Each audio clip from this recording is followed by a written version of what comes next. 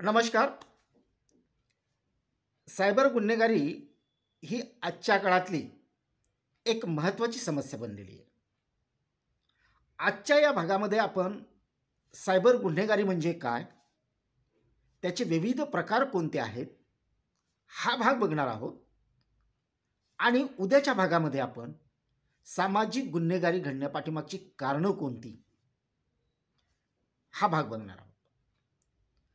Cyber गुन्हेगारी म्हणजे अशा प्रकारची गुन्हेगारी की जी संगणक किंवा इंटरनेटच्या माध्यमातून आपलं लक्ष प्राप्त करण्यासाठी गुन्हेगाराकडून जो गुन्हा केला जातो त्याला सायबर गुन्हेगारी असं म्हणतात.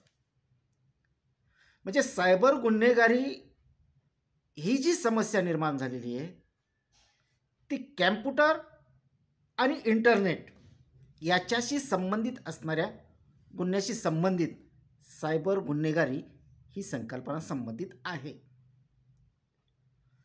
आज आपण विज्ञानाच्या सर्वोच्च टोकावर वावरत आहोत.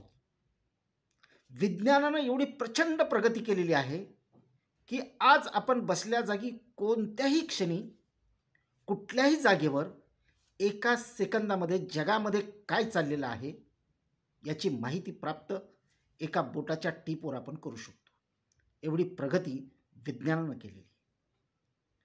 इंटरनेट हा शब्द तर आज एवढा परवलीचा झालेला आहे, एवढा कॉमन झालेला आहे की सर्वसामान्य असणारी माणसंसुद्धा इंटरनेटशिवाय जीवन जगणं त्यांना अशक्य बनू लागलेलं आहे. आणि मग या इंटरनेटच्या माध्यमातून जे विविध प्रकारचे गुन्हे घडतात त्याच्या व्याप्तीवरून सायबर गुन्हेगाराचे काही प्रकार पडतात.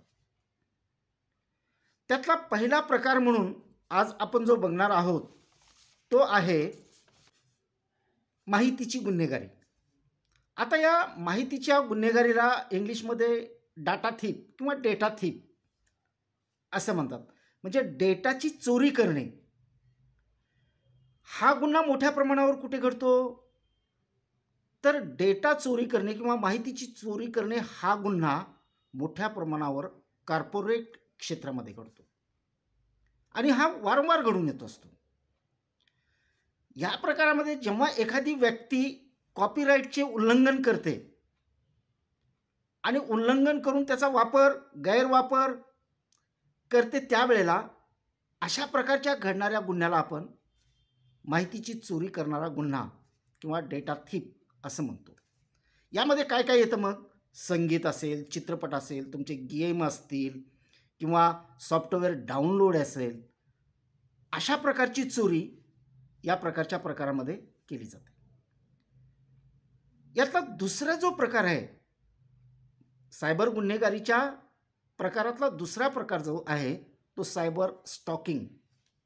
सायबर स्टॉकिंग चालवणे याचा अर्थ असा होतो की जो ऑनलाईन मोबाईलच्या द्वारे त्रास देण्याचा प्रकार या प्रकारामध्ये होतो.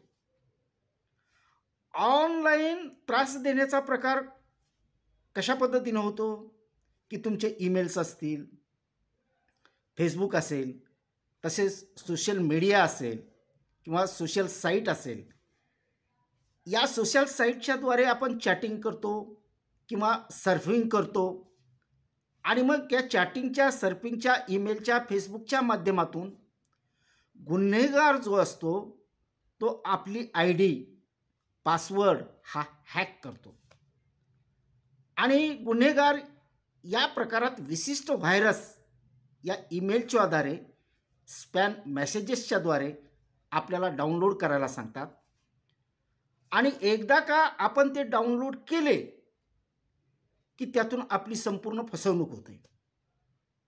कशी फसवणूक होते की ते आपली वैयक्तिक माहिती असेल, बँक अकाउंट असतील, बँक अकाउंटचे नंबर असतील, बँक अकाउंटमध्ये असलेले पैसे चोरून घेण्याचा प्रयत्न ही लोक करतात, चोरतातच. अशा प्रकारचे खूप प्रकार भारतामध्ये आपल्याला या प्रकारच्या प्रकारामध्ये अनेक लोक अडकलेले आपल्याला दिसून येतात. म्हणजे एकंदरीत सांगण्याचा तात्पर्य असं की सायबर स्टॉकिंग या प्रकारामध्ये ऑनलाईन त्रास दिला जातो. सायबर गुन्हेगारीतला तिसरा प्रकार आहे हॅकिंग. हॅकिंग हा जो प्रकार आहे तो ई कॉमर्स साईटवर आपल्याला मोठ्या प्रमाणावर दिसून येतो.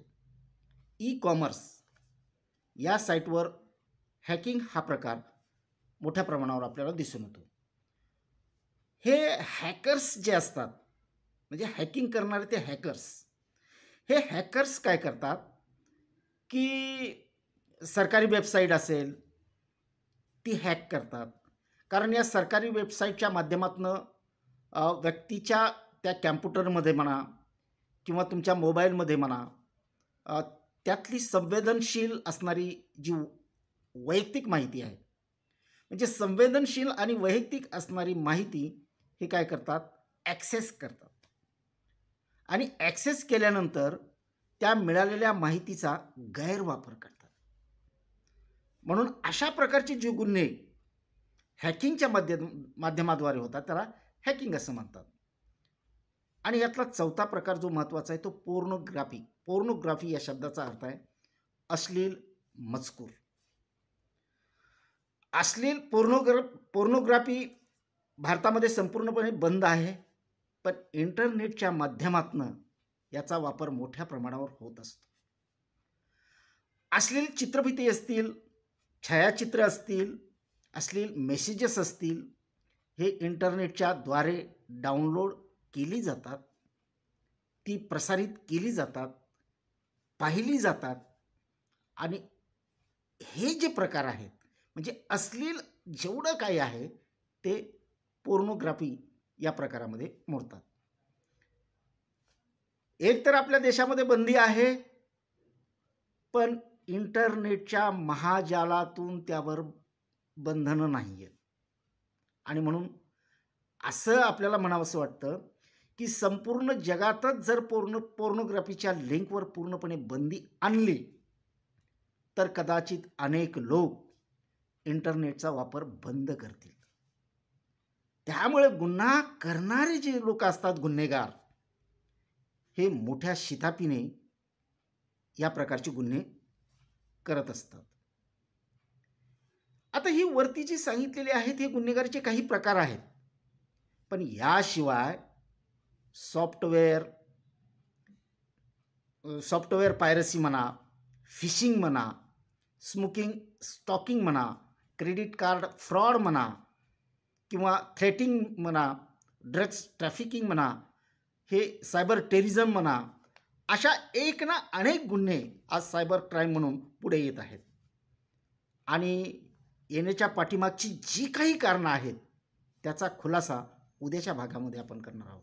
तत्पूर्वी व्हिडिओ लेक्चर आवडला असेल तर नक्की लाईक, शेअर आणि सबस्क्राईब करायला विसरू नका, कारण तुमचं सबस्क्रिप्शन हा माझा उत्साह वाढवतात आणि वेगवेगळ्या प्रकारचे व्हिडिओ बनवायला मला मदत करतात.